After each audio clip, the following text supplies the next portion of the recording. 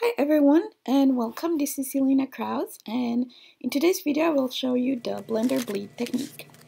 So all you need is a blender pen. I'm using the Chameleon blender, colorless blender, color layering stamps, and few inks. Best inks for this technique are the Hero Art Shadow inks. As well, there are other companies that make this type of inks like W+9, Gina K, and there are a few others out there as well. So you start by stamping your images onto white cardstock. I'm using Nina White here. So I'm doing two panels because I will show you two different, it's the same technique, but you can use it either the front side of your panel or the back side. So that's why I'm stamping it twice. So for my blue flower, I'm using Soft Pull, Tide Pull, and Antiqua. And I apologize for my voice. I'm getting over a cold or over a nasty cold, so it's gonna sound like a frog. And again, I apologize for that. So next I finished the first flower. Now I'm kind of building my image here. So next I'll stamp that smaller pink flower. And I'm using cotton candy and bubblegum. Cotton candy is the lighter one, and then I'm stamping over it with the darker bubble gum. And you notice that I'm overstamping twice. I'm using my Misty tool. That's like you have more pigment onto the paper, so we achieve better bleeding effect when we apply the colorless blender after that. Next I'm doing the branches and the leaves. I'm using lime green and fresh lawn inks. So I'm almost done here. So that's the first layer. So next for the second layer, I'm using the fresh lawn.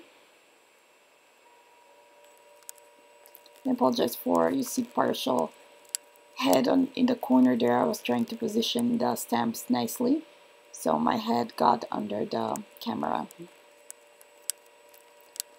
So we have one more to go, and we're done. So here's the two panels. I'm turning them on the back side, so I'm applying that colorless blender pen on the back over the image, and you see you'll notice that the inks start to bleed into each other and as well outside, so it gives you some sort of watercolor effect. So make sure that you saturate that panel nicely with the colorless blender. The more you apply, the more bleeding you will achieve.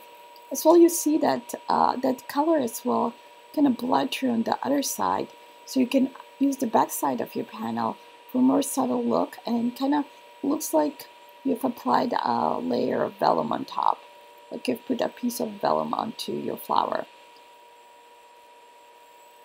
So you can use them both. That's what I'm doing here. I'm just applying that blender pen generously, and you'll notice that it's already bled on my grid paper underneath.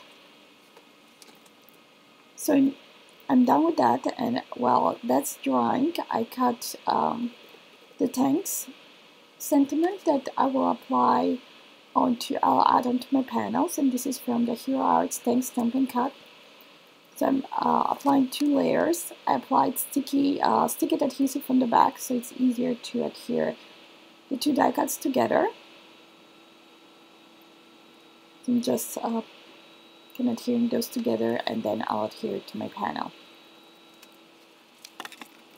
Next, I'm turning my panels to 5 by 3 3/4.